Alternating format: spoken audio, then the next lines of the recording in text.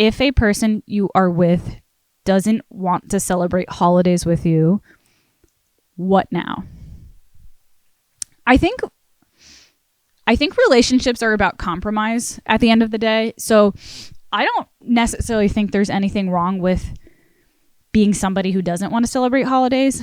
But the truth is, when you enter a relationship and one person loves to celebrate holidays and the other person hates celebrating holidays, then to me, there's only two ways out of this. One, compromise, or two, decide if it's a deal breaker. And that goes on either ends, by the way. Like, if you're the person who doesn't like celebrating holidays, can you compromise to celebrate it, or is that a deal breaker for you? And vice versa, if you're the person who wants to celebrate, if for some reason your man or woman refuses to celebrate, is that a deal breaker for you? So you just got to first find that out. Second of all, if compromise is willing to be made in some kind of way, I think that's the best thing you could do. And to a degree, I think that's kind of the point of relationships. I feel like, I mean, it's not the main point of relationships. There's obviously a whole bunch of other reasons, like, you know, companionship, friendship, sexual, you know, relationship. Like, there's a lot of reasons, you know, to be in a relationship, but compromise is a big one of those. And I think compromise can be a very beautiful thing when you can make it. So I think, for example, I mean, I'll just use my own life as an example of this. I actually personally have some experience with this. When my boyfriend and I first started dating, when Valentine's Day came around, he was pretty vocal and adamant that he hated Valentine's Day. Like, he doesn't hate holidays in general. Like, he likes celebrating Christmas and Thanksgiving and all that, but he did not like Valentine's Day.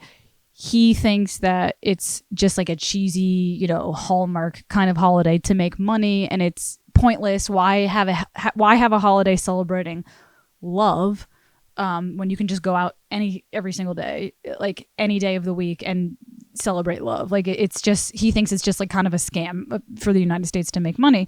And to be honest, my argument was like, yeah, you're probably right, but it's a scam that I benefit from because I get a present and I get attention. So I want to celebrate it. Like, and then that could be selfish, but that was my honest opinion, was like, yeah, I mean, if it was a scam, if it were the other way around, if there was a holiday that celebrated like blowjobs, like if Valentine's Day was a day that like every woman, if Valentine's Day was a day where every man got a blowjob, like I'm pretty sure men would then love Valentine's Day. You know what I mean? So to me, it was just kind of like, I wanted to celebrate it and he didn't. So we came up with a compromise, and the compromise was he would buy me a gift, but we wouldn't make like a big deal about Valentine's Day. Like, we wouldn't put this like high stress on it, like where we have to put on a suit and tie and like go to a fancy restaurant with like wine and martinis. And like, I was okay with that compromise because I felt like that was a really happy middle ground, because it's like,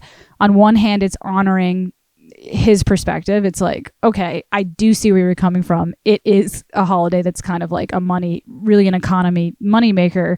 But on one hand, like, I want to feel special. I don't want to be like left out. Like, I don't want to feel like all my friends are getting flowers and like posting them on Instagram and I'm this like fucking loser. You know what I mean? So to us, the compromise was like, hey, like, I'll get you a gift and we can do something cute and special around the house, or like even we can go to like a low-key restaurant, but like, let's not make this whole like serious deal out of it. It's too high pressure.